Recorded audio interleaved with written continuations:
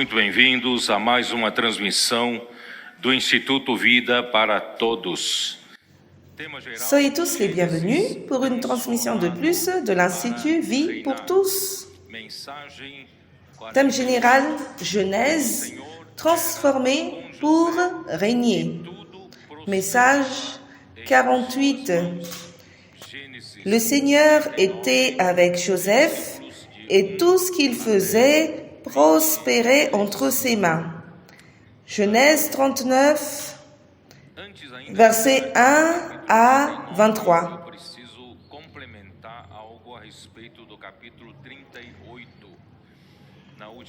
Avant d'entrer dans le message, dans le chapitre 39, je voudrais compléter le chapitre 38. Dans le message 47, j'ai commenté rapidement ce chapitre 38 et je n'ai pas voulu entrer en détail, mais j'ai besoin de vous donner une vision plus grande concernant Juda. En plus de regarder les comportements de Jacob, et je dirais encore une fois de plus qu'ils n'ont pas eu d'intelligence dans leur tête.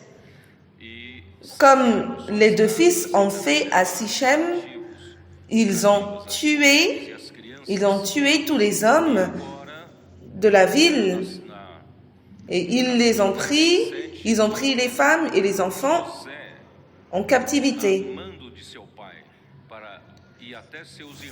Et dans le chapitre 37, quand Joseph, le bien-aimé, l'aimé de son père et ses pères, il a été envoyé par son père pour voir comment se portait le troupeau et les frères. Mais les frères ont décidé de lui tuer. Il y avait plusieurs conversations entre eux. Ruben n'était pas d'accord qu'on tue leurs frères et ils ont fini par vendre Joseph aux Ismaélites, Médianites, qui passaient dans la région. Et comme si les fils de Jacob n'étaient pas des exemples à suivre, mais je dois parler et expliquer un peu dans le chapitre 38. Pour moi, Juda, il s'est éloigné, ici marqué dans le livre de Genèse, et il y avait un grand tournant pour Juda et sa descendance. Je vais expliquer plus après, mais j'ai besoin de marquer ce territoire que Juda, à quel point il est vraiment important pour Dieu que la descendance d'Abraham, Isaac et Jacob, parce que Dieu a donné ses promesses à Abraham de posséder la terre de Canaan et aussi à sa descendance. Mais non seulement cela, mais Dieu, il a vu encore plus loin dans la descendance qui serait Christ, et à travers Christ seront bénies toutes les familles de la terre. Donc, s'il y avait une interruption dans cette lignée de la descendance de Jacob, donc ça va être interrompu la lignée pour arriver jusqu'à Christ. Et Juda, il avait eu 3 fils. Et les 2 premiers fils ont fait ce qui est mal devant le Seigneur et le Seigneur les a tués. Et les 2 fils n'ont pas laissé de descendance à Juda. Et le 3e fils était encore très jeune. Et Tamar, qui est la femme de l'aîné de Juda, avait le droit d'être prise par un frère du défunt mari. Donc, si elle a été laissée par l'aîné, elle peut être prise par le petit frère après l'aîné. Mais le deuxième a fait aussi mal ce qui a fait mal devant les yeux de l'Éternel, et l'Éternel lui a tué aussi. Et le troisième était encore très âgé. Et il n'a pas encore donné le troisième. Parce que tous les deux fils qu'il avait donnés à Tamar, étaient tous morts. Sont morts. Mais quand le moment pour le jeune homme est arrivé pour qu'il prenne Tamar en épouse, Judas n'a pas pris cela, n'a pas fait cela. Nous n'avons pas de l'importance à donner à cette histoire, mais Dieu a de l'importance parce qu'il a besoin de descendance pour son œuvre. La bénédiction que Dieu a donnée quand il a créé l'homme, la bénédiction qu'il avait donnée à l'homme, c'est la bénédiction de la fertilité ou de la fructification ou de la multiplication, la bénédiction de remplir toute la terre et de prendre la terre pour le Seigneur. Et cette bénédiction est perdue avec la chute de l'homme dans Genèse chapitre 3, quand l'homme a désobéi à la parole de Dieu. Le péché est entré dans ce monde et par le péché, la mort était entrée aussi et la mort s'est répandue à tout homme et la mort a régné sur cette terre. Dieu, il a perdu l'homme qu'il a créé à travers la chute, mais en même temps, il a perdu la terre. Il n'a pas réussi à établir son gouvernement sur terre à travers l'homme. Au contraire, Satan, il a profité de l'occasion pour régner sur la terre. Et Jésus, quand il est venu sur terre, il a dit que ce monde est sous la puissance du malin. Et le prince de ce monde, c'est Satan. Et Dieu a besoin de reprendre l'homme pour lui, et il a aussi besoin de reprendre la terre, et reprendre la terre pour établir son royaume. Et Dieu a appelé Abraham parce qu'il était l'unique. J'ai déjà montré cela dans le live d'hier, dans Ésaïe 51. Il était unique qui se préoccupait concernant la volonté de Dieu. Et Dieu lui a appelé, Dieu lui a béni avec la bénédiction de la fécondité et de la multiplication. Seulement que, après Jacob, Judas, il n'a pas donné de l'importance à la descendance et ses deux fils étaient morts. Le troisième était encore très jeune. On n'avait pas donné de l'importance à Tamar. C'est juste que dans Genèse chapitre 38, Tamar a utilisé sa ruse et a fini par donner deux fils jumeaux à Judas. Et à partir de là est née la génération de Judas. Voyez l'importance de cela. Si cela ne s'est pas passé, si Tamar n'avait pas fait cela qui est enregistré dans Genèse, croyez-moi, Christ ne serait pas venu ici. Vous croyez en cela? Dans Matthieu, chapitre 1, dans la généalogie de Jésus, Tamar est compté dans cette généalogie. Et Judas, à travers Tamar, a engendré Pharez.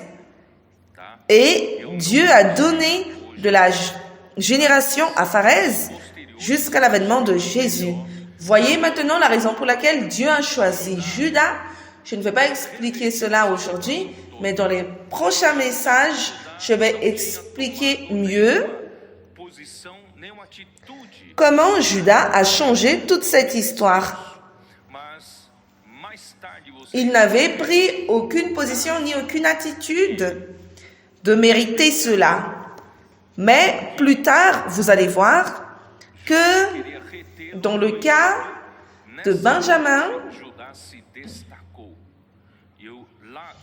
que Joseph voulait retenir en Égypte, c'est là que Judas s'est exprimé. Mais déjà, c'est très important de marquer cela pour vous, que dans Genèse 38, apparemment, c'est un chapitre insignifiant, mais qui a beaucoup de sens.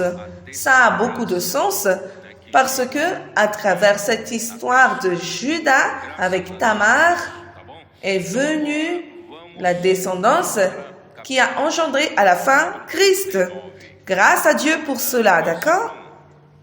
Allons voir le chapitre 39, verset 1. On fit descendre Joseph en Égypte, et Potiphar, officier de Pharaon, chef des gardes égyptiens, l'acheta des Ismaélites qu'il y avait fait descendre.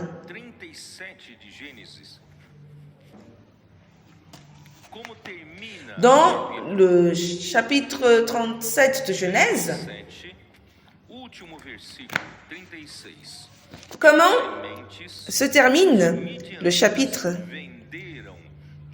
Dans Genèse 37, verset 36, les Madianites le vendirent en Égypte à Potiphar, officier de Pharaon, chef des gardes.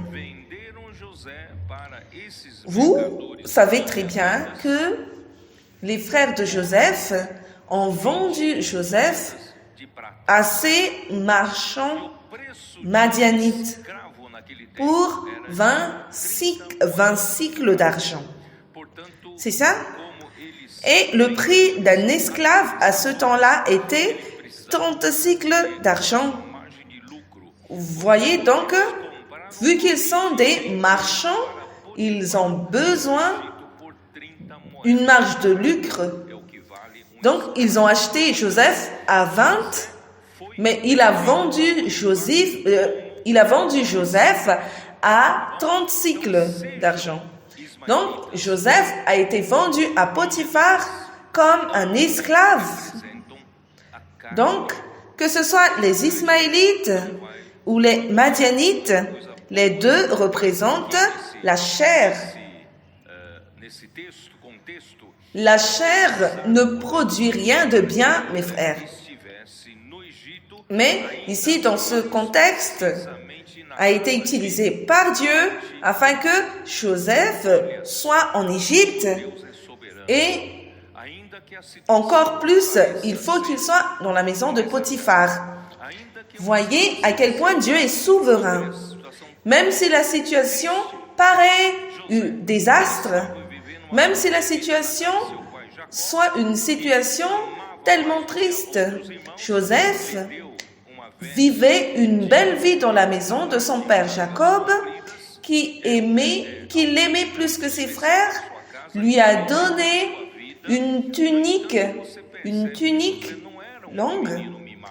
C'était quelqu'un de très spécial dans la maison du père qui vivait sa belle vie, mais Joseph n'était pas un enfant gâté, mais il était intelligent, il était quelqu'un d'équilibré, et quand son père lui a envoyé de paître les troupeaux avec son père, avec ses frères,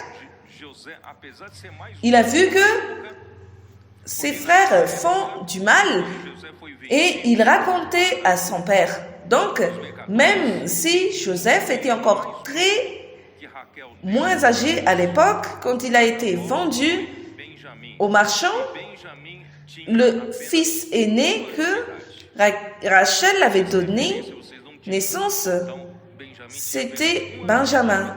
Et Benjamin, à l'époque, n'avait qu'un an. Cette référence, vous n'avez pas eu.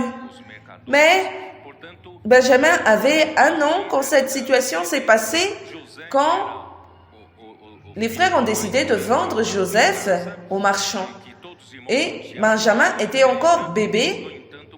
Et Joseph était le fils bien traité de la maison.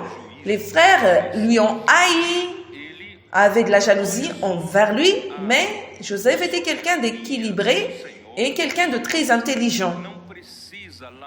Et voyez la souveraineté du Seigneur.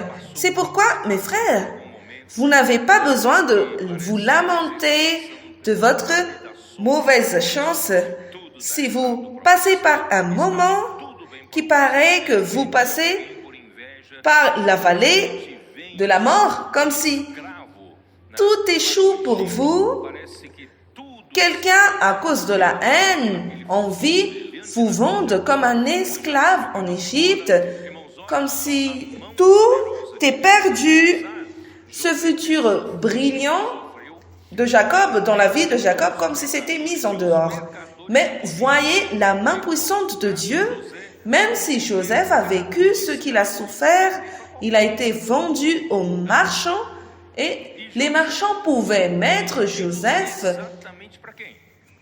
au marché des esclaves pour vendre Joseph à n'importe quelle personne. Mais Joseph a été vendu exactement au chef des gardes de Pharaon. Et vous savez très bien que, à cause de cela, qu'il est arrivé jusqu'à Pharaon. Parce que Joseph, je vais déjà dire, Joseph a été accusé injustement, il a été mis en prison, il pouvait être vendu à n'importe quelle famille de l'Égypte. Mais il pouvait alors, dans ce cas-là, jeter dans un prison qui a n'importe qui, toutes sortes de personnes. Mais, puisqu'il a été vendu au chef des gardes de Potiphar, mais il a été jeté en prison.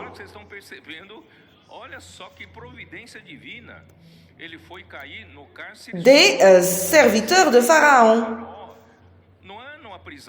Voyez, vraiment c'est la providence divine. Il est tombé, il a été jeté dans la prison des officiers de Pharaon. C'est là qu'il a rencontré les chansons et le panetier. Et c'était à travers cela qu'il est arrivé chez Pharaon. C'est la raison pour laquelle, voyez, la main puissante de Dieu. C'est pourquoi je vous dis, ne vous plaignez pas dans tout ce que vous êtes en train de passer.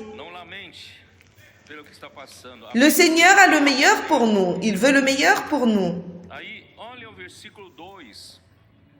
Vous comprenez maintenant? Ne vous lamentez pas. Ne vous lamentez pas de ce que vous êtes en train de passer, mais soyez tout simplement fidèles au Seigneur. Voyez le verset 2. Le Seigneur était avec Joseph. Verset 2, l'Éternel fut avec Joseph. Mes frères, je vais vous dire cela à vous, chacun de vous tous. Le Seigneur est avec vous. Mais ce n'est pas gratuitement, parce que vous avez eu de la chance, mais c'est parce que vous cherchez le Seigneur, parce que vous suivez sa parole de près, vous avez de communion avec lui, vous marchez dans l'esprit, vous ne cherchez pas les ambitions personnelles et vos propres choses, mais vous cherchez la volonté du Seigneur. Vous pouvez avoir la certitude, mes frères, que le Seigneur est avec vous. Je vais encore expliquer beaucoup plus.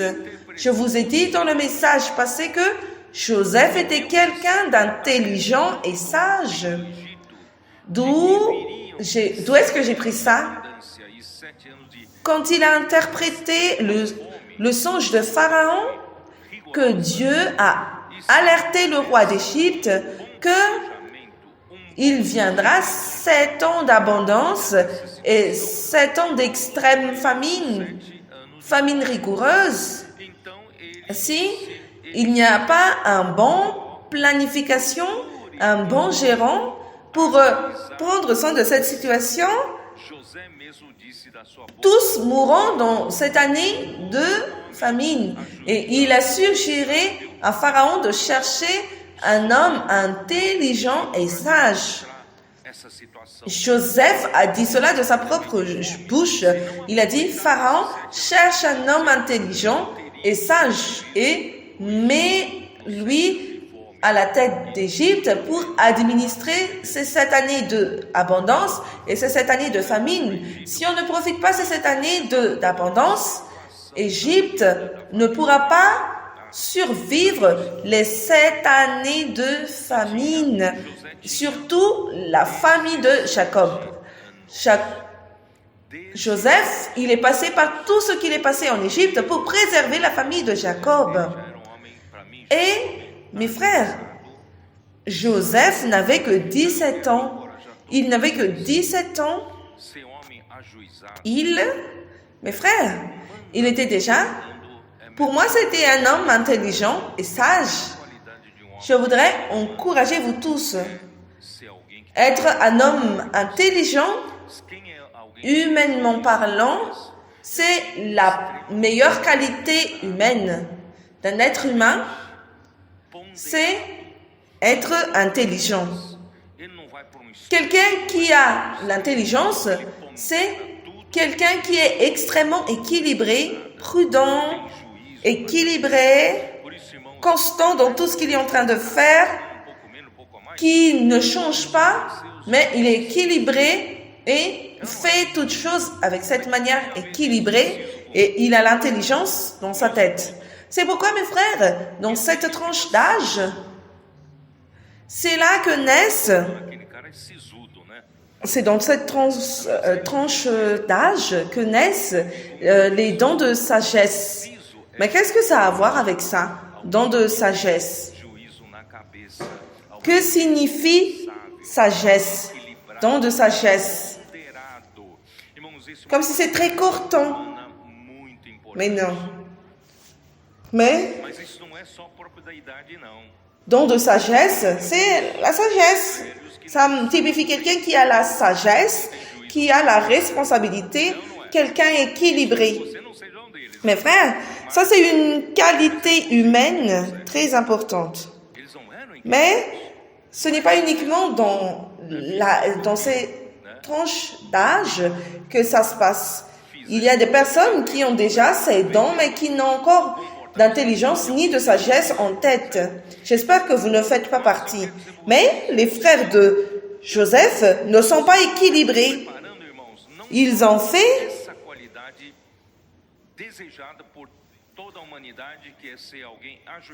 Ils ont vendu Joseph. Ça, c'est quelqu'un qui n'a pas de bon sens.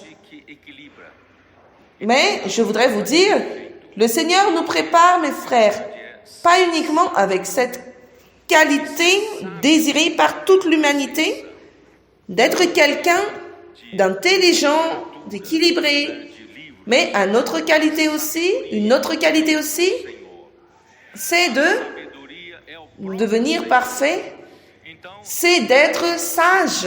Être sage ne vient pas de la naissance. Être sage ne vient pas de la littérature, ne vient pas des livres. La sagesse vient du Seigneur. La sagesse, c'est le Seigneur lui-même.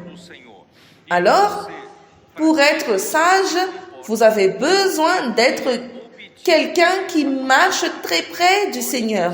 En d'autres paroles, vous devez suivre très près la parole du Seigneur en ce temps.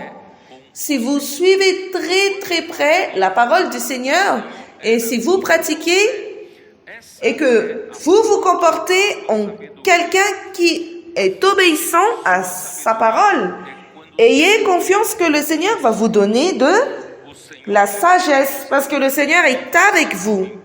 Et quand on dit que l'Éternel était avec Joseph, c'était ça la source de sa sagesse. La source de votre sagesse, c'est quand le Seigneur est avec vous.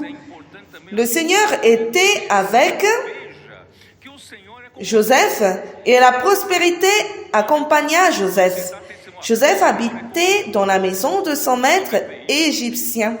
Son maître vit que l'Éternel était avec lui. Ce n'est pas suffisant que l'Éternel soit avec vous, mais qu'un autre aussi voie que l'Éternel est avec vous. Cela ne sert pas que vous témoignez tout simplement que le Seigneur est avec moi, mais personne ne voit cela. C'est important que quelqu'un du dehors confirme que l'Éternel est avec vous. Donc, Potiphar voyait que l'Éternel était avec Joseph et que l'Éternel faisait prospérer entre ses mains tout ce qu'il entreprenait. Mes frères, ça, c'est la preuve que le Seigneur est avec vous. Cela ne sert à rien de parler que le Seigneur est avec moi. Mais c'est quoi la preuve que le Seigneur est avec vous? Que tout ce qui est mis entre votre main prospère. Et ce n'est pas vous qui faites, mais c'est le Seigneur. C'est pourquoi récemment nous avons appris que réellement ce qui fait l'œuvre du Seigneur, c'est la parole. Donc, mon attitude face à la parole de Dieu, quand j'écoute attentivement avec diligence et que je pratique, ça a à voir avec le fait que le Seigneur est avec moi et c'est le Seigneur qui fait prospérer tout ce que j'entreprends. Joseph trouva grâce aux yeux de son maître qui l'employa à son service, l'établit sur sa maison et lui confia tout ce qu'il possédait. Mes frères, je voudrais vous dire que nos préadolescents, nos adolescents, s'ils sont dans cette ambiance de la maison des adolescents, s'ils sont dans cette ambiance d'aimer la parole avec amour révérent, s'ils donnent l'importance à la parole, dans leur simplicité, ils cherchent la parole avec un désir ardent, comme une biche soupire après l'eau vive. J'ai la confiance, mes frères, que les adolescents, préadolescents, les jeunes sont en train de croître dans une ambiance d'être quelqu'un d'intelligent et sage. Vous croyez aussi en cela? Moi, je crois, mes frères, que nos adolescents, nos préadolescents sont préparés pour administrer les choses et les affaires de Dieu. Et Dieu prépare quelqu'un déjà de très jeune, depuis le jeune âge. Peut-être que nous voyons des adolescents, mais maintenant nous voyons aussi des enfants de 2 ans, déjà là. Comment déjà, Amir? Tes petits-enfants, quand ils avaient 2 ans, qu'est-ce qu'ils disaient? Vous pouvez voir autre chose à la télévision, drama ou autre chose, mais les enfants disent, qu'est-ce que l'enfant a dit? Maintenant, il faut assister le live du frère Pedro Dong. Maintenant, il faut assister le live du frère Pedro Dong. Donc, nos enfants de 2 ans déjà grandissent dans cette ambiance d'amour pour la parole du Seigneur, avec simplicité, amour révérent. C'est le moment pour la parole du Seigneur et ils savent plus que les adultes que c'est un moment à respecter. Ils aiment la parole du Seigneur, ils grandissent dans cette ambiance et c'est cette ambiance qui forme nos petits et petites pour qu'ils soient des personnes intelligentes et sages. Et entre les mains du Seigneur, ils prospèrent. Et tout ce qu'on met dans leurs mains prospère, avance, parce que le Seigneur a besoin d'eux. Le Seigneur a besoin d'eux pour devenir des bons administrateurs des affaires du Seigneur dans la maison du Seigneur. Et Joseph était très intelligent, tellement sage. Le Seigneur rendait prospère tout ce qui était entre ses mains. Et Potiphar a vu qu'il n'y a personne mieux que lui pour gérer sa maison. Et il lui passait tout. Dans le verset 5, dès que Potiphar l'eut établi sur sa maison et sur tout ce qu'il possédait, l'Éternel bénit la maison de l'Égyptien à cause de Joseph. Et la bénédiction de l'Éternel fut sur tout ce qui lui appartenait. C'est ça? C'est ça? Soit à la maison, soit au champ. D'accord? Tout ce que Potiphar avait, il a passé à Joseph. Il lui a établi comme un majordome dans sa maison.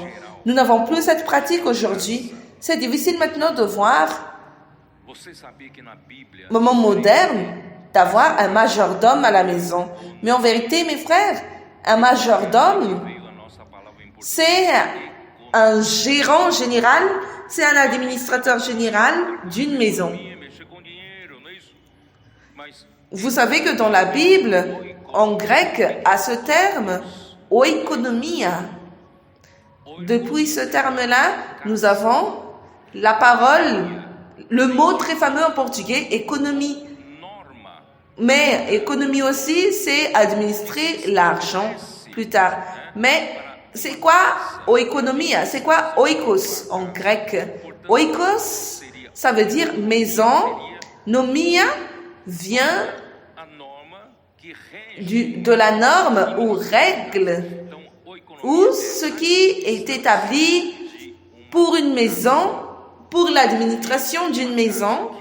Et pour nous, mes frères, c'est l'économie. Économie, c'est toute la norme qui régit une maison pour l'administrer. Économie, alors, c'est l'administration d'une maison. Et une maison ici, mes frères, Pharaon, quand il a dit à Joseph, Joseph, qui est plus que toi, afin que je puisse établir comme un majordome dans ma maison. Seulement que la maison de Pharaon, ce n'est pas sa famille.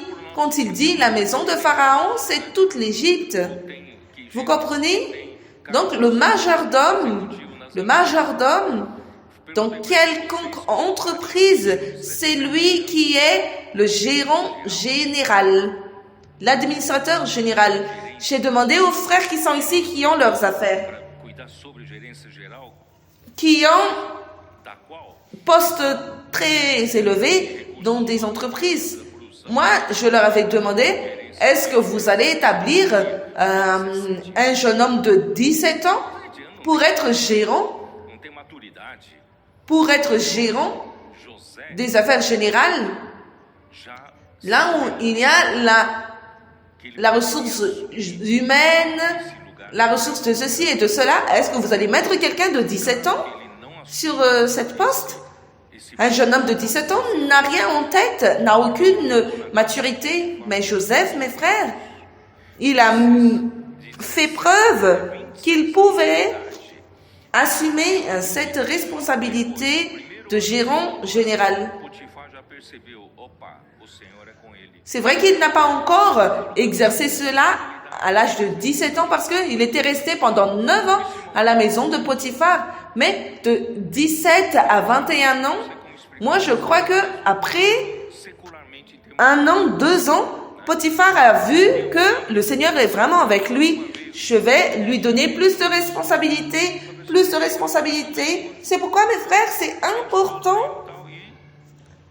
Vous savez, je ne sais pas comment vous expliquer, mais même dans le monde professionnel, il y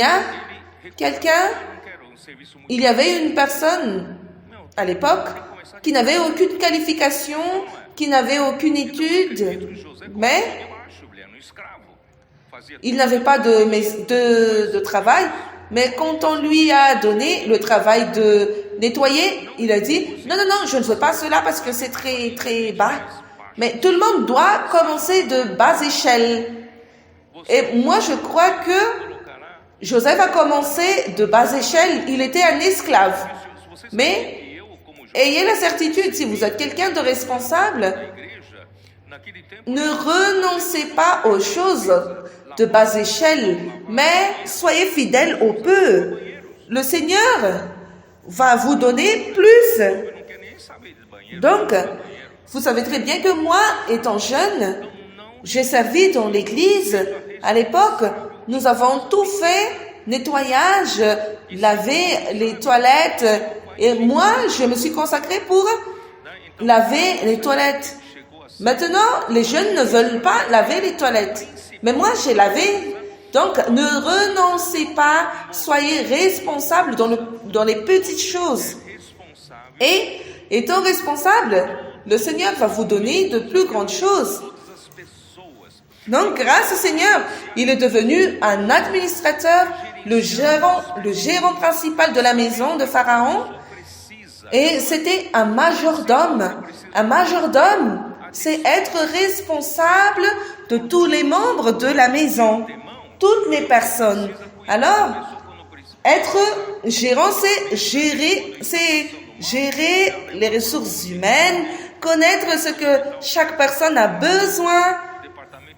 Il faut voir les dépenses, les produits, bien anticiper entre les mains. Vous avez besoin de prendre soin des personnes quand elles ont mal à la tête, à l'emmener où il y a un hôpital près, il y a un département de médecins. Donc il faut penser en tout, administrer les personnes. C'est pourquoi j'ai dit, mes frères, le Seigneur est en train de nous entraîner pour régner. Et régner, c'est prendre soin des gens. Allons prendre soin de chaque personne. Par exemple, une production de voiture, même modèle, il n'y a pas de différence l'une l'autre.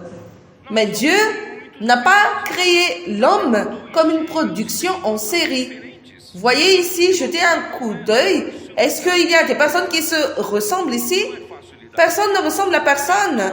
Si personne ne se ressemble dans l'apparence, encore plus dans l'âme, nous sommes très différents.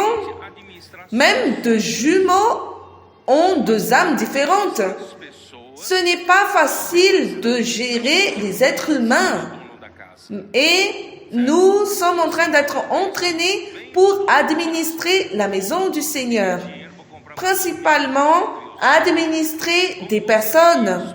Mais pour administrer des personnes, vous avez besoin d'administrer les biens du propriétaire de la maison. S'il n'y avait pas les biens du propriétaire de la maison, comment vous allez acheter les choses pour la nécessité de la maison? Comment vous allez acheter les structures pour mettre chacun à leur place? Donc, vous n'avez pas uniquement une administration humaine, si vous n'avez pas aussi l'administration des biens et des ressources. Dans la maison du Seigneur, c'est la même chose. L'administration principale, ce sont les personnes. Prendre soin des gens. C'est pourquoi nous sortons dans les rues. Parce qu'on nous a donné la charge de prendre soin des personnes. Pas uniquement ceux qui sont ici avec nous, mais aussi ceux qui sont dans les rues. Ceux qui ne connaissent pas encore l'évangile du royaume. Allons les amener dans la maison du Seigneur, afin que nous puissions les administrer, afin que nous puissions prendre soin d'eux. Mais pour cela, mes frères, nous avons besoin d'argent, de ressources et de biens. Nous avons besoin d'envoyer des colporteurs au Japon, Corée du Sud, l'Afrique. Aucune compagnie aérienne ne va nous donner cela gratuitement. Aucun supermarché ne va nous donner à manger gratuitement. Nous devons avoir les ressources. Et qui administre les ressources? Pour administrer les gens, ce sont nous-mêmes. Voyez à quel point l'œuvre du Seigneur a besoin de vous. Et le Seigneur veut préparer les Joseph. Où se trouvent les Joseph actuellement? Qui seront établis comme majordomes dans la maison de Potiphar. Et les majordomes, ce sont eux qui administrent principalement. Verset 6. Potiphar abandonna aux mains de Joseph tout ce qui lui appartenait et il n'avait avec lui d'autre soin que celui de prendre sa nourriture. Or, Joseph était quoi? Beau, de belle taille et de belles figures. Ah, encore plus. Donc, mais ce que je voudrais commenter ici, ce n'est pas son apparence. Ce que je voudrais commenter, mes frères, que Joseph était un très bon administrateur, que le propriétaire de la maison n'a plus besoin de se préoccuper de rien. En 2017, j'ai constaté que le frère Dong avait donné beaucoup de paroles, les outils pour pouvoir avancer, mais il y avait un moment où on avait constaté dans l'église qu'il n'y avait pas beaucoup d'administrateurs. Il y avait tout simplement des bons prédicateurs de la parole, mais très peu en nombre dans l'opération. Et nous avons utilisé la parole du frère Dong à Sao Paulo. Chaque jeudi, il y a toujours un réunion de service. Et j'ai emmené la dernière parole du frère Dong pour que nous puissions ruminer. Et c'est là que nous avons trouvé la parole « remuer le chaudron ». Parce que chacun sortait sa portion et la réunion est devenue un banquet. Il y a d'autres frères qui sont d'autres églises qui sont venus pour participer à d'autres réunions de service. Même le frère Amir est venu. La parole enrichissait la réunion, chaque réunion. Mais il y avait un problème. La partie opérationnelle qui devrait recevoir la parole, quand l'autre réunion vient, c'est très peu de choses que nous avons accomplies. Nous avons engendré des théoriciens au milieu de nous, mais très peu opérationnels. Je me préoccupais de cela, que le frère Dong avait de la charge, il était toujours pressé dans l'urgence, comme le Seigneur aussi. Et c'est là que j'ai appelé les vaillants de David de Sao Paulo. Je n'ai pas appelé tous, mais j'ai appelé un pour représenter et j'ai parlé avec lui, je lui ai montré et je lui avais dit, nous devons changer ce profil de l'œuvre du Seigneur. Nous devons être plus opérationnels concernant la parole du Seigneur. Et étant jeune,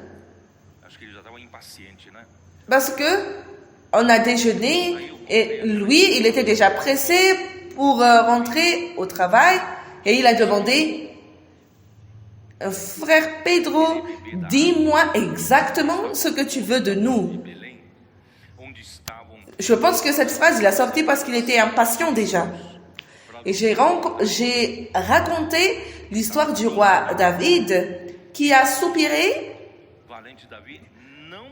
pour boire de l'eau qui était près de Jérusalem, là où il y avait le camp des Philistins pour lutter contre David. Mais les vaillants de David n'ont pas demandé à lui. Ils étaient partis tout simplement. Ils ont couru le risque de mourir. Ils ont emmené cette eau à David. Mes frères, j'ai dit tout simplement cette illustration et le frère a dit, j'ai compris, et il est parti.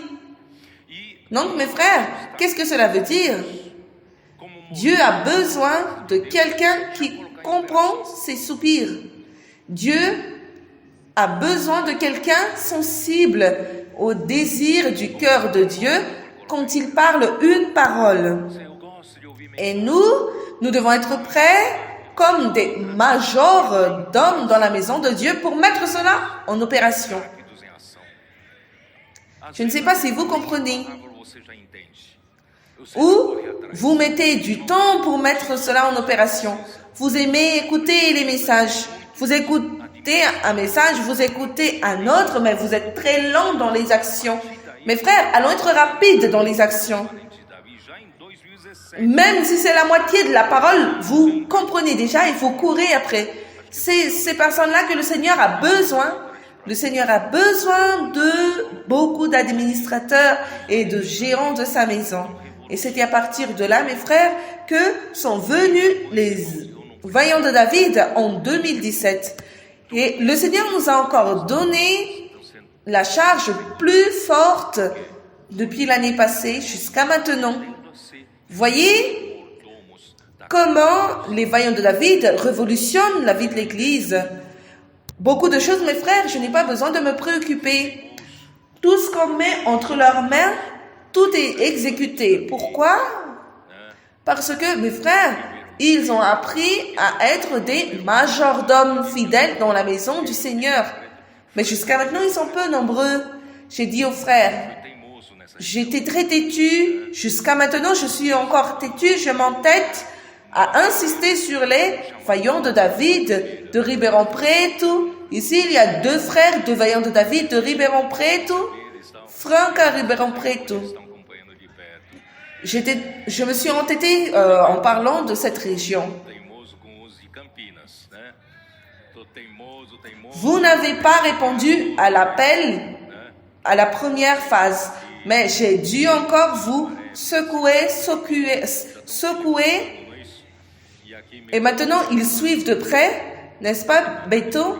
Je suis aussi très têtu, je m'entête à parler aux Vaillants de David de Campinas. Je n'ai pas encore vu tous, mais je cherche toujours.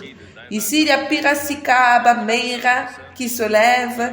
Il y a aussi les frères de la grande région de Sao Paulo, ABC Paulista, qui d'autres, Baixada Santista. Vous avez entendu ici l'invitation qu'ils ont lancée pour la conférence à Baixada Santo. Il y a aussi Guarulhos, Vale Paraíba, les frères de Lorena, comme si j'ai oublié d'eux, Jundiaí. Donc nous sommes beaucoup. Je vais continuer à parler et vous allez m'aider à gérer cela. Vous allez apporter plus de Joseph pour l'œuvre du Seigneur. Amen. Mais là vient la partie où Joseph. Allons faire comme ceci. J'ai préparé ici.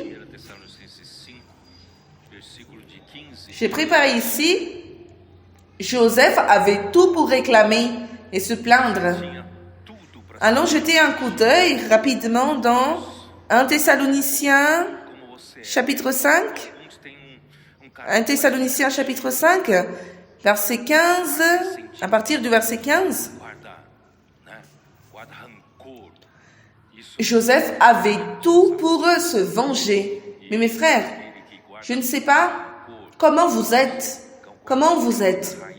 D'autres ont des caractères de vengeance, gardent des ressentiments, les rancunes. Cela ne fait pas bien pour votre santé. Gardez beaucoup de rancune, a beaucoup de racines d'amertume, et vous vivez avec ça, ce n'est pas bon pour vous, mes frères.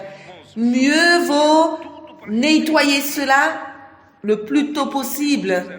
Ici, on dit dans le verset 15, « Prenez garde que personne ne rende à autrui le mal pour mal, mais poursuivez toujours le bien, soit entre vous, soit envers tous. » Mes frères, Joseph avait tout pour venger ce que ses frères lui ont fait. Mais mes frères, il pouvait garder cette amertume pour 20 ans, que quand le moment est venu, où ses frères étaient venus pour lui demander à manger, sans savoir que c'était lui, il avait tout pour se venger. Mais il n'était pas quelqu'un qui répandait le mal pour mal.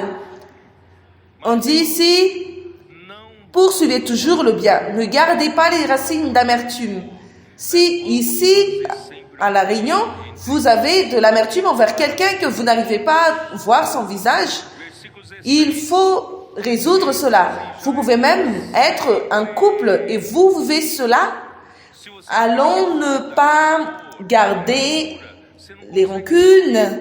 Allons toujours poursuivre le bien entre nous et envers tous. Verset 16. Soyez toujours joyeux. Si vous êtes celui qui garde les rancunes, les amertumes, vous n'arrivez pas à sourire.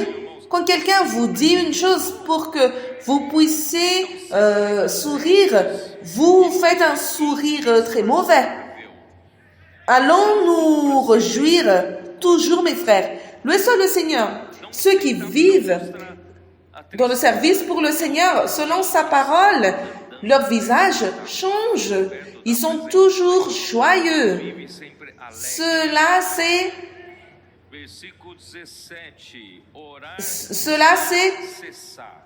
ineffable.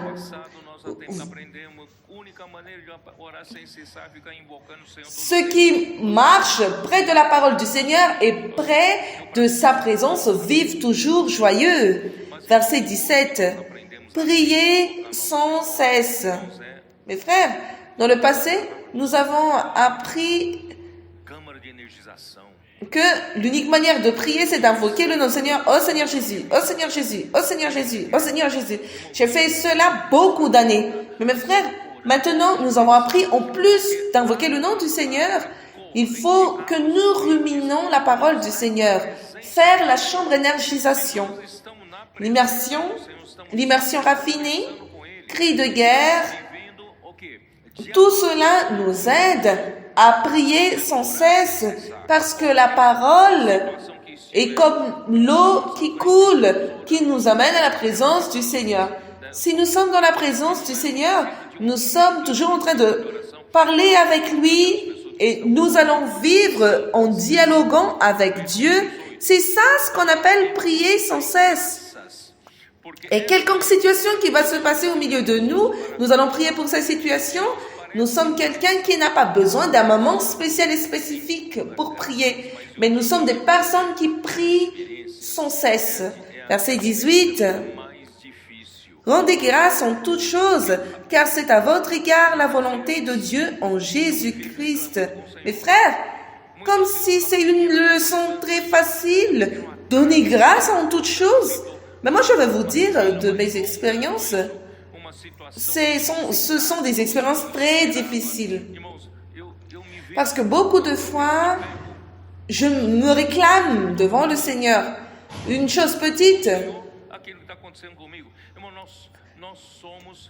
un embouteillage, une longue queue pour les bus, une situation inévitable que je m'attends pas moi-même, je suis prise dans cela, je murmure contre le Seigneur ce qui se passe avec moi. Et mes frères, Proverbe parle d'une femme querelleuse qui murmure. C'est très difficile de vivre avec ces femmes sous le même toit. Et vous les hommes, vous allez dire que c'est votre femme. Mais cela montre toute l'humanité même.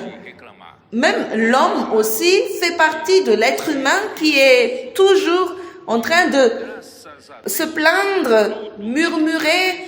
Tout ce qui se passe, il murmure toujours, il se plaigne toujours. Je ne vais même pas demander, mais si vous êtes comme ça, allons arrêter de réclamer. Allons arrêter de toujours murmurer. Allons rendre grâce au Seigneur pour toutes choses. Est-ce que vous avez pensé si Joseph aussi a réclamé que « Seigneur, tu me fais passer par cela, mes frères me traitent de cette manière maligne, ils m'ont vendu comme esclave. Ah, c'est triste cette vie. Je ne veux plus savoir du Seigneur, je vais sortir d'ici. » Si Joseph a fait ça, il a perdu la meilleure portion. C'est pourquoi allons rendre grâce au Seigneur pour toutes choses. C'est pourquoi vous avez des problèmes. Si vous avez des problèmes, moi, dans mon expérience, très jeune encore, j'étais passée par des problèmes impossibles que je passe par ces situations. Mais le Seigneur a commencé à me secouer J'étais dans un bus ici à Sao Paulo eu me aquietei et em toda a graça. dans le bus, je passais par cette situation et j'étais dans le bus ici à Sao Paulo. Je me suis demandé sur une situation impossible que je passais. Il y avait un sentiment qui était venu en moi, mais en tout, je rends des grâces en toutes choses. Não é de tristeza. Et le Seigneur a insisté, donne grâce en toutes choses.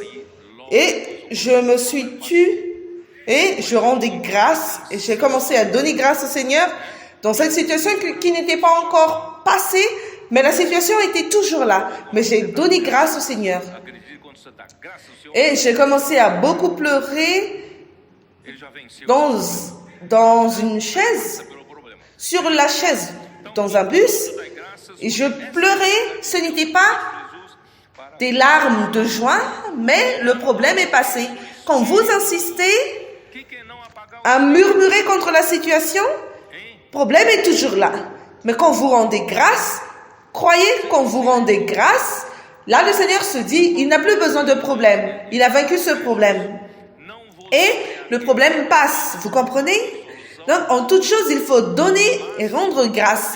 Car c'est ça la volonté de Dieu pour vous en Jésus-Christ. N'éteignez pas l'esprit. C'est quoi ne pas atteindre l'esprit? encher-se do Espírito é falando entre vós a palavra de Deus. Vous ne vous souvenez pas? Versão grita Paul, il a dit refinada, à Éphèse, palavra, câmara ne vous enivrez pas du vin, tem sede mais com o Espírito. soyez remplis de l'esprit. Espírito. Mais comment ne pas éteindre l'esprit? C'est en remplissant l'esprit.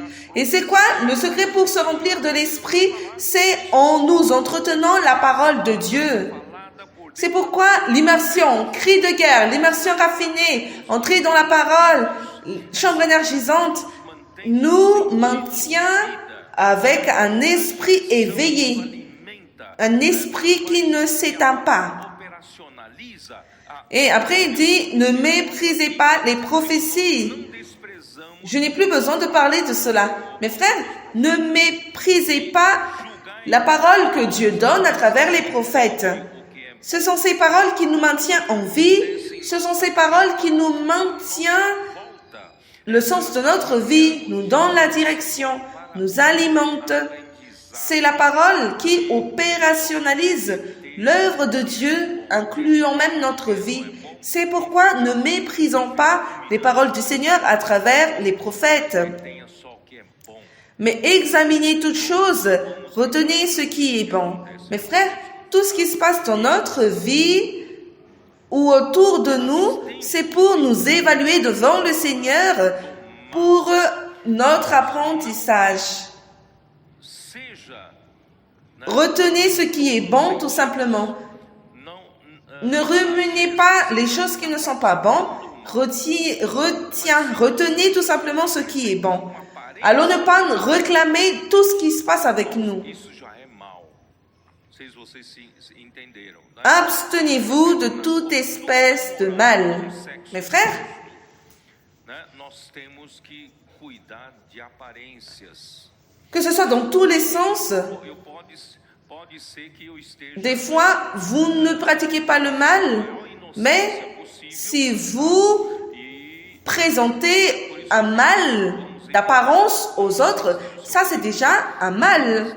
evitar de Donc par exemple, dans la conduite morale avec des sexes opposés, nous avons besoin de o seu faire attention avec les apparences. quer dizer, coisas desse tipo para não Peut-être que a qualquer olhar, je fais avec la plus grande innocence possible. mas a aparência do mal. C'est pourquoi j'ai dit, allons éviter les contacts avec les sexes opposés qui ne sont pas nos conjoints, surtout dans des endroits fermés. Lidar Quand vous avez des communions avec un sexe opposé, emmenez votre femme ou emmenez votre mari afin de vous préserver des mauvaises pensées. Peut-être que vous ne faites pas le mal, mais ça a l'apparence du mal. C'est ça? não, eu não administro dinheiro nenhum, nem da obra, nem da igreja, Concernant aussi l'administration de l'argent, coisa, mexer administrer l'argent, mes frères. Quand vous prenez soin de l'argent des églises, soyez toujours clairs. 2 personnes ou plus. Je ne peux pas faire le compte seul. Et surtout que je n'administre aucune somme d'argent, que ce soit de l'œuvre ou de l'église. Non, je ne prends pas soin de cela, mais faites toujours l'administration devant une personne ou une autre. Peut-être c'est une petite église encore. Peut-être qu'il n'y a pas encore un statut de l'église soulevé et n'a pas encore le nom de l'église ou le compte de l'église. Ça, c'est très dangereux. Nous devons faire attention pour qu'il n'y ait point cette apparence du mal. Les frères me comprennent, d'accord? Toujours faire les choses très claires pour ne pas donner un suspect ou faire des choses dans l'erreur de notre vie. Mais j'ai déjà lu, le Seigneur était avec Joseph, il était devenu un homme de prospérité. Allons revenir dans Genèse. Você acha que não tem isso na Bíblia? Tem sim. Deus precisa de mordomo na sua casa. Efésios 3. Donc Dieu Olha só. Versículo 2. Dieu a besoin d'administrateurs dans sa maison. Jetez un coup d'œil en ce jour majordome. Éphésiens 3. Vous pensez qu'il n'y a pas ça dans la Bible? Il y en a, oui. Le Seigneur a besoin des majordomes dans sa maison. Éphésiens chapitre 3, verset 2. Si du moins vous avez appris quelle est la dispensation de la grâce de Dieu, cette parole dispensation ici en grec, c'est oikonomia. La dispensation veut dire oikonomia de la grâce de Dieu qui m'a été donnée pour vous.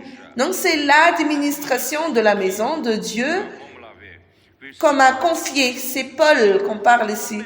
Donc Paul était le majordome de la maison de Dieu. Paul avait la responsabilité d'administrer les choses de la maison de Dieu. Administrer la maison de Dieu qui est l'Église. Mais administrer quoi? Allons jeter un coup d'œil dans le verset 8. À moi qui suis le moindre de tous les saints, cette grâce a été accordée. Parce qu'on parle d'économie de la grâce, dispensation de la grâce, mais quelle grâce il s'agit? À moi qui suis le moindre de tous les saints, cette grâce a été accordée d'annoncer, administrer la grâce. C'est quoi l'administration de la grâce?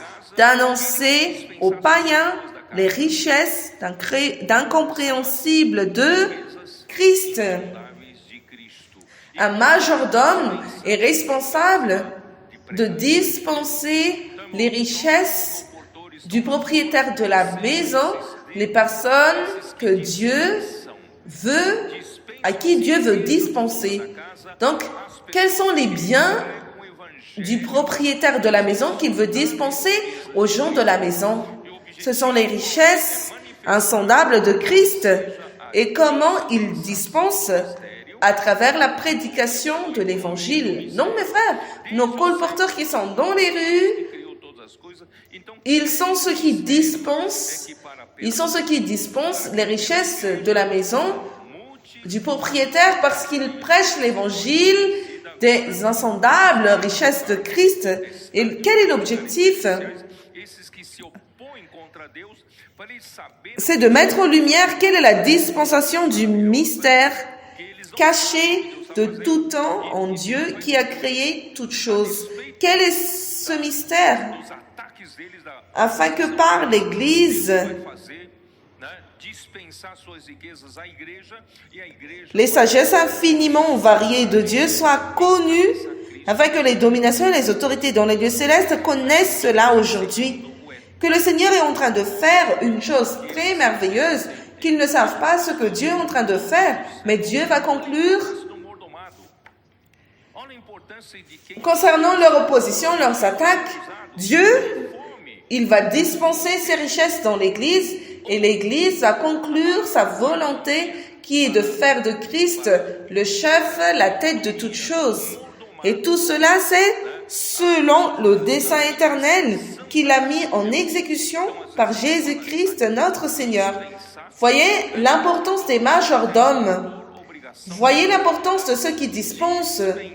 Et j'ai utilisé conformément à ce contexte la parole oikonomia par le majordome, l'administration de la maison de Dieu. Des fois, nous parlons de dispenser. Un majordome a la responsabilité, l'obligation de dispenser les richesses du propriétaire de la maison.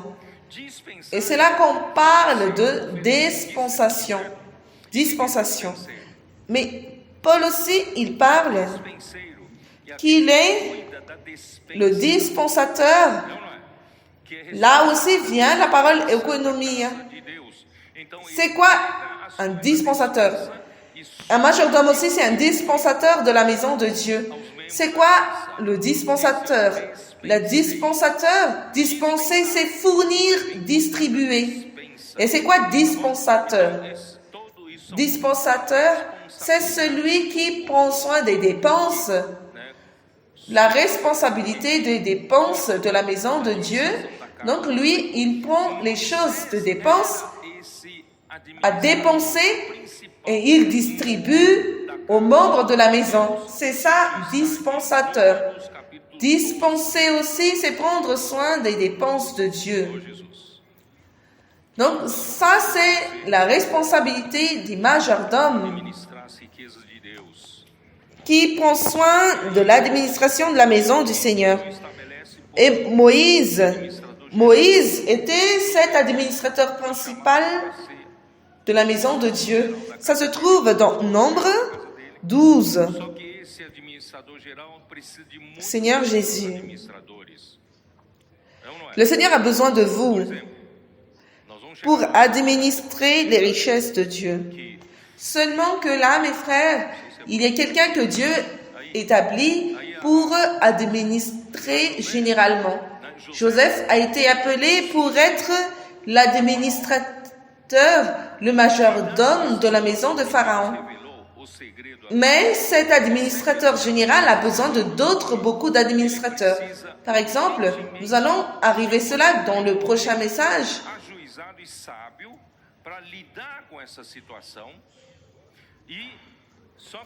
Mais Joseph, il a suggéré à Pharaon de faire face à cette situation que Dieu avait montrée à Pharaon concernant les 7 années de famine et les 7 années d'abondance. Il a besoin urgemment d'un homme intelligent et sage pour faire face à cette situation, seulement qu'il n'a pas dit qui est cet homme. Il a dit, Pharaon,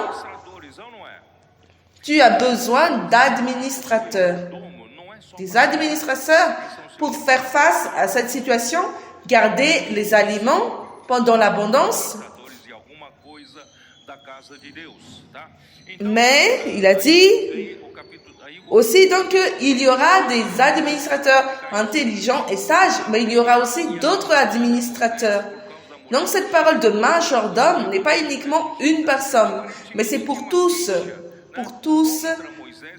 Nous sommes des majordomes de la maison de Dieu qui responsabilisent une chose. Et là, nous pouvons trouver Nombre 12 qui parle bien de cela. Verset 1, Marie et Aaron parlèrent contre Moïse au sujet de la femme éthiopienne qu'il avait prise, car il avait pris une femme éthiopienne. Je ne vais pas entrer dans cette histoire. Cela ne nous intéresse pas, mais c'est Dieu qui juge. Mais dans le verset 2 dit, le motif du cœur des deux n'était pas bon. Ils dirent, est-ce seulement par Moïse que l'Éternel parle? N'est-ce pas aussi par nous qu'il parle? Et l'Éternel l'entendit. Dieu a donné de l'éloge à Moïse d'être sa porte-voix. Mais cela n'élimine pas les autres prophètes que Dieu soulève. Par exemple, dans la maison de Dieu, un majordome principal, mais il y a aussi d'autres administrateurs, plusieurs administrateurs. Oui, il y a des prophètes, mais il n'y a qu'un seul administrateur général. Vous comprenez? Et Dieu a dit dans le verset 6, et dit, écoutez bien mes paroles. Lorsqu'il y aura parmi vous un prophète, donc il y a des prophètes au milieu du peuple de Dieu. C'est donc dans une vision que moi, l'Éternel, je me révélerai à lui. C'est dans un songe que je lui parlerai. Il n'en est pas ainsi de mon serviteur Moïse. Il est fidèle dans toute ma maison. Ce verset ici n'a pas été compris par tous. Pourquoi Dieu il a dit que Moïse est fidèle dans toute sa maison? C'est-à-dire Moïse est le majordome principal. Il est l'administrateur principal de sa maison car il prend soin de toute la maison. Vous pouvez prendre soin d'un secteur, d'autres peuvent être responsables de d'autres secteurs, mais Moïse prenait soin de toute la maison. Je lui parle bouche à bouche, je me révèle à lui sans énigme. Il voit une représentation de l'Éternel. Pourquoi donc vous n'avez pas craint de parler contre mon serviteur, contre Moïse? Allons-y jeter un coup d'œil dans Hébreux chapitre 13. Chapitre 13 d'Hébreux, l'auteur de ce livre, il a dit dans le verset 2,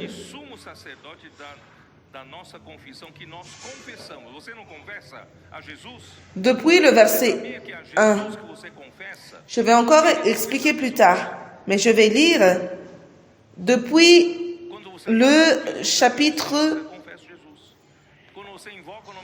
1. Hébreux chapitre 3, verset 1, c'est pourquoi, frères saints, qui avaient part à la vocation céleste, considérez l'apôtre et le souverain sacrificateur de la foi que nous professons. Est-ce que vous ne professez pas Jésus? Est-ce que vous ne confessez pas Jésus? Est-ce que vous savez que Jésus que vous confessez? C'est quoi confesser Jésus? Quand vous dites Jésus est mon Seigneur, vous confessez Jésus. Quand vous invoquez le nom de Jésus, vous êtes en train de confesser Jésus, qu'il est votre Seigneur. Donc, confesser, professer. Est-ce qu'il n'est pas quelqu'un que nous confessons? C'est juste que vous ne savez pas que Jésus aussi il est apôtre. Est-ce que vous savez que Jésus aussi il est souverain sacrificateur selon l'ordre de Melchizedek? Jésus que nous confessons, il a été fidèle à celui qui l'a établi. Dieu a constitué, Dieu a établi Jésus pour être responsable de la maison de Dieu. Est-ce que vous savez cela? Jésus est responsable principal de la maison de Dieu. Il est fidèle à celui qui l'a établi, comme le fut Moïse dans toute la maison de Dieu. Est-ce que vous savez pourquoi il insiste ici toute la maison de Dieu? C'est-à-dire qu'il était l'administrateur principal de toute la maison. Moïse était fidèle à celui qui l'a établi dans toute la maison de Dieu. Et Jésus aussi était fidèle à celui qui l'a établi. Jésus a été jugé digne d'une gloire d'autant supérieure à celle de Moïse que celui qui a construit une maison a plus d'honneur que la maison elle-même. Est-ce que vous comprenez que Dieu a établi une maison et il a mis Moïse comme son administrateur principal, c'est-à-dire un majordome. Mais pourquoi Jésus a une gloire supérieure de Moïse? Parce que Jésus a établi la maison. Parce que la maison est établie par quelqu'un, mais celui qui établit toute chose, c'est Dieu. Et Moïse était fidèle dans la maison de Dieu comme serviteur pour être témoin de ceux qui ont été annoncés. Mais Christ, comme fils dans sa maison, Christ ici, on ne parle plus comme serviteur, mais comme fils de la maison. Et cette maison, c'est nous. Mes frères, la maison de Dieu, ce n'est pas cet endroit. La maison de Dieu, c'est nous. Et si nous gardons fermement l'audace, nous allons nous exalter de l'espérance. C'est pourquoi, mes frères, David aussi a appris à prendre soin des brebis. Il a assumé la responsabilité de la vie des brebis afin qu'un jour, il puisse être appelé pour prendre soin du peuple du Seigneur. Et cela, c'est pour édifier la maison de Dieu. C'est écrit dans 2 Samuel 7, verset 6.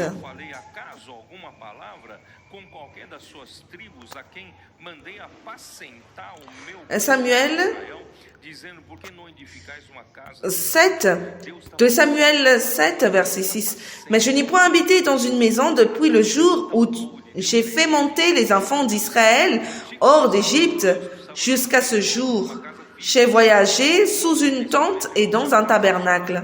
Partout où j'ai marché avec tous les enfants d'Israël, ai-je dit un mot à quelqu'une des tribus d'Israël à qui j'avais ordonné de paître mon peuple Israël? Ai-je dit, pourquoi vous ne me bâtissez pas une maison de cèdre? Dieu est intéressé par ceux qui sont en train de paître ses brebis. Dans le Nouveau Testament, la maison, c'est nous. Si auparavant, dans l'Ancien Testament, Dieu se préoccupait de la maison physique, maintenant c'est nous. Verset 8. Maintenant tu diras à mon serviteur David, ainsi par l'Éternel des armées, je t'ai pris au pâturage derrière les brebis. Donc, il s'est entraîné, premièrement, il a pris soin des brebis et il a pris David qui était en train de prendre soin des brebis pour faire de lui chef sur son peuple Israël. Est-ce que vous comprenez maintenant que être chef ou être prince, être roi, ce n'est pas opprimer le peuple, ce n'est pas exercer votre autorité sur le peuple afin que le peuple travaille pour vous. Être chef, être roi et être prince, c'est paître le troupeau de Dieu, le peuple de Dieu. Et c'est ça le sens. Donc, à 17 ans, Dieu a déjà préparé Joseph pour être un bon administrateur. Et Potiphar a vu cela, que tout prospérait entre les mains de Joseph. Seigneur Jésus. Allons voir Colossiens 1, 24. Je vais sauter directement. Mais mes frères, un bon administrateur gère les ressources financières, les ressources humaines pour faire la volonté du propriétaire de la maison. Dieu a besoin de bons administrateurs au sein de l'Église, dans son œuvre, qui font le bon gestion des ressources financières ou ressources humaines, afin que l'Église soit édifiée et que l'évangile du royaume soit prêché dans tout le monde entier, afin que la fin arrive. Administration ici, c'est prendre soin de la maison de Dieu. D'un autre côté aussi, la maison de Dieu a une mission, une responsabilité de prêcher l'évangile du royaume à toute la terre habitée. Ça se trouve dans Matthieu 24, 14. Allons jeter un coup d'œil, même si vous connaissez déjà. Par amour à ceux qui sont ici avec nous. Matthieu 24, 14. Cette bonne nouvelle du royaume sera prêchée dans le monde entier pour servir de témoignage à toutes les nations. Alors viendra la fin. Pourquoi l'évangile du royaume est tellement important afin que la fin vienne? Parce que c'est l'évangile du royaume qui prêche que le royaume de Dieu a besoin d'être établi aujourd'hui au sein de l'Église. Et nous ne nous contentons pas uniquement de prêcher l'évangile du royaume ou l'évangile afin que quelqu'un ne parte pas dans l'enfer. Mais nous prêchons l'évangile qui amène les gens à vivre une vie en mettant Christ à la tête. C'est ça notre mission.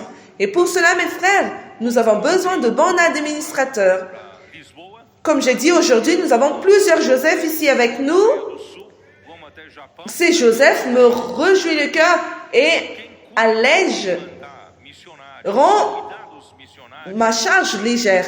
igrejas C'est eux qui administrent les gens envoyés à l'extérieur, comme j'ai déjà dit, Japon, Corée du Sud. estão administrando. En avril ou en mai, nous allons aller là-bas. Nous allons aller à Europe, Madrid, Não é fácil. Lisbonne.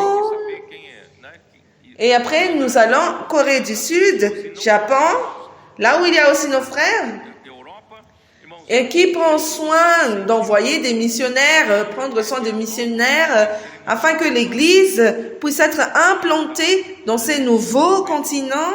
Nous avons des groupes de Joseph qui administrent les biens du Seigneur, qui administrent les ressources humaines, logo vai amadurecer. qui gèrent les gens, parce que ce n'est pas facile de l'idée avec cela.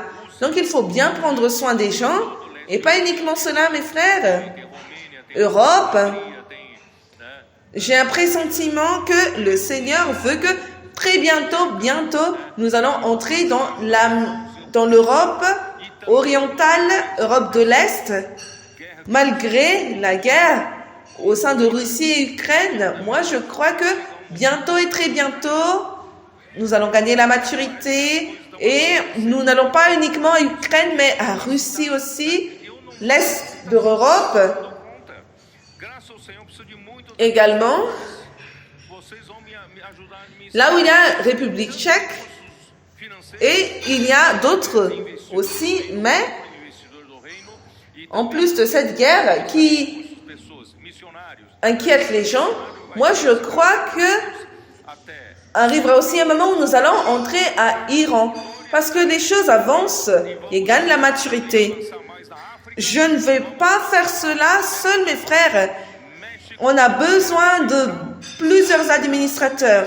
Vous qui allez nous aider dans l'administration, que ce soit la ressource financière à travers les investisseurs du royaume, micro-investisseurs du royaume, mais aussi gérer les ressources humaines era bonito, né? depuis la maison des adolescents, CPEV, PAC, la maison des colporteurs. Et allons aussi à beaucoup avancer en Afrique. Allons avancer encore plus en Amérique du Nord, Mexique, Amérique centrale, Não tenho nem uma Océanie. Nous devons faire une entrée forte là-bas. Mais le Seigneur a besoin de plusieurs administrateurs. Seigneur Jésus. Et là, nous voyons cette partie que Joseph était beau, belle figure. no versículo 9. C'est ça ce que nous voyons. Então Et après, aproveitou o seu la femme de Potiphar e assediou a José. lui a regardé. Je ne veux pas parler de ça, mais Era muito equilibrado, muito ponderado. Irmãos, muitas vezes, né, a questão moral,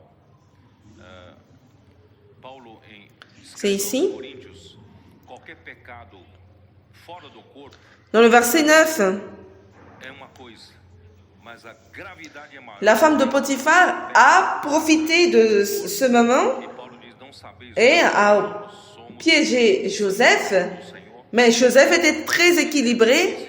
Mes frères, beaucoup de fois, Portanto, irmão, nós não nos contaminamos la question morale. de imoralidade.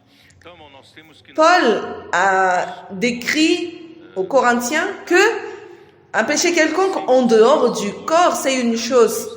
Mais la gravité grande est quand vous péchez contre le corps. Et Paul dit que, est-ce que vous ne savez pas que nous sommes le temple du Saint-Esprit? Il se réfère aux membres de notre corps, que nous sommes le temple du Seigneur. Et allons ne pas nous contaminer à ces problèmes d'immoralité, sexualité. são gratuita, tá? Só Allons nous garder no Brasil, parce que si vous, aujourd'hui, grâce au Seigneur, vous êtes perfectionnés pour servir le Seigneur, que ce soit dans la maison des adolescents, CPEV, je voudrais laisser clair une chose. Nos adolescents mineurs estiver na presença, ne fassent pas le colportage, ils font le projet.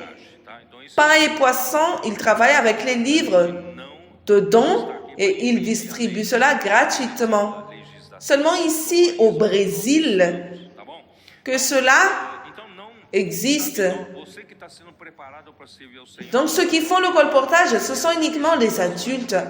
Mais les moins âgés, les mineurs travaillent avec eux, les pains et poissons. Nesse aspecto, Bien sûr, si vous avez la présence des adultes, vous pouvez faire le colportage. Et je voudrais laisser cela bien clair. por pequeno Nous ne faisons pas cela pour transgresser la loi, mais nous faisons cela. que não haja como recuperar. Mas, irmãos, Et vous qui êtes préparés pour servir le Seigneur, que vous ne tombiez pas dans les passions de la chair. Parce que si vous péchez dans cet aspect-là, vous pouvez ruiner toute votre vie future de servir le Seigneur. como José, Pour José é nossa un petit acte, vous pouvez ruiner tout votre futur de servir pour le Seigneur. C'est vrai qu'il y a un moyen de récupérer, mais il y a une cicatrice et c'est difficile de compter sur vous après parce que vous avez un problème déjà dans la conscience des frères. C'est pourquoi, mes frères bien-aimés, allons nous garder dans ce problème d'immoralité et sexualité. Allons être comme Joseph. Joseph, c'est notre référence. Face à cela, il a fui et même prisão. il a été accusé par la femme de Potiphar et il a été mis en prison dans le chapitre 39 de 17 à 20. Je vais lire le verset 20. Il prit Joseph et le mit dans la prison, dans le lieu où les prisonniers du roi étaient enfermés et fut là en prison. Encore une fois de plus, Joseph, il pouvait murmurer, se plaindre que quelle vie je suis en train de vivre. Le Seigneur n'a que les pires pour moi. Mais il n'a pas réclamé, ne réclamez pas, rendez grâce au Seigneur. Donc, Seigneur Jésus, c'est pourquoi Paul a exhorté Timothée à fuir les passions de la jeunesse. 2 Timothée 2, 22. Vous tous, moins âgés, lisez avec moi 2 Timothée 2, 22. 2 Timothée 2, 22. Fuis les passions de la jeunesse et recherche la justice, la foi, la charité, la paix avec ceux qui invoquent le Seigneur d'un cœur pur. Allons encore lire une fois de plus. Fuis les passions de la jeunesse et recherche la justice, la foi, la charité, la paix avec ceux qui invoquent le Seigneur d'un cœur pur. Amen. Maintenant, mes frères, rapidement, je vais commenter Joseph en prison. Mes frères, il avait tout pour réclamer, mais de nouveau, le Seigneur lui a honoré le cœur pur de Joseph. Je vais lire donc dans le verset 21. L'Éternel fut avec Joseph, et il en étendit sur lui sa bonté, il le mit en faveur aux yeux du chef de la prison. Et le chef de la prison plaça sous sa surveillance tous les prisonniers qui étaient dans la prison, et rien ne s'y faisait que par lui. Le chef de la prison ne prenait aucune connaissance de ce que Joseph avait en main, comme ce que Potiphar avait fait, parce que l'Éternel était avec lui, et l'Éternel donnait de la réussite à ce qu'il faisait. Mes frères, ne réclamez pas que vous avez une mauvaise chance. Louez soit le Seigneur, parce que le Seigneur vous prépare. Et où que vous soyez, soyez un bon administrateur. Où que vous soyez, soyez quelqu'un qui a un cœur pur et intègre. Et le Seigneur va faire réussir tout ce que vous entreprenez. Seigneur Jésus, Donc,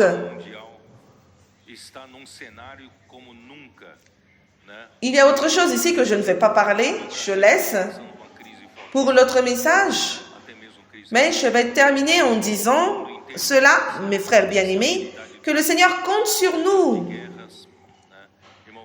Aujourd'hui, à la fin de cette ère, nous sommes très proches de l'avènement du Seigneur et je crois en cela. Je ne sais pas si vous croyez, mais la situation mondiale est dans un scénario que jamais le monde a vu. Au Brésil, nous passons par une crise très forte, crise politique. Le monde entier se trouve dans une instabilité de guerre. Même à Moyen-Orient,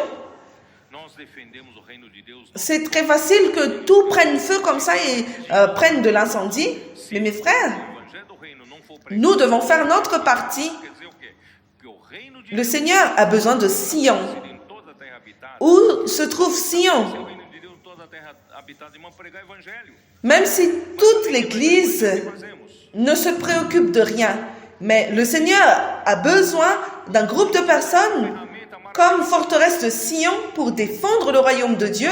Nous défendons le royaume de Dieu, nous propageons le royaume de Dieu. Si l'évangile du royaume n'est pas prêché dans toute la terre habitée, c'est-à-dire si le royaume de Dieu n'est pas encore établi dans toute la terre habitée, comment on va établir le royaume de Dieu dans toute la terre habitée si en prêchant l'évangile du royaume? En plus de prêcher l'évangile du royaume, nous faisons TCI. Allons utiliser cet outil merveilleux que le Seigneur nous a donné. Nous avons parlé de cela à Ribeirão Preto et nous avons trouvé la statistique que à Sao Paulo, il n'y a que 7% de villes qui a des églises émancipées. Il nous reste émancipés encore 13%, 7 ou 8%